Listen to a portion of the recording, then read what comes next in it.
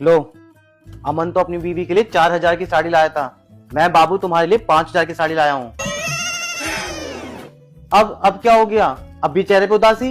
बाबू, पड़ोसी ना अपनी बीवी के लिए पूरे 2,000 का पर्स लाया है। अगर आपने लाके नहीं दिया ना, सच में मेरी नाक कट जाएगी। बाबू तुम्हारी नाक नहीं कटने दूंगा। तुम रुको, मैं अभी लेकर आया।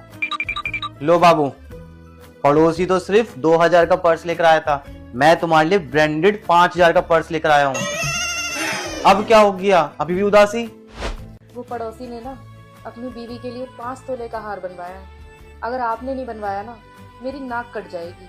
अच्छा ये बात है, तुम रुको, मैं अभी आया। लो बाबू, 5 तोले का हार, और मैं अब चलता हूँ, ठीक है? आप कहाँ जा रहे हो? पड़ोसी है ना, किसी की बीवी को लेके भाग गया है, और अगर मैं किसी की बीवी को लेके नहीं भागूंगा तो तुम्हारी नाक कट जाएगी।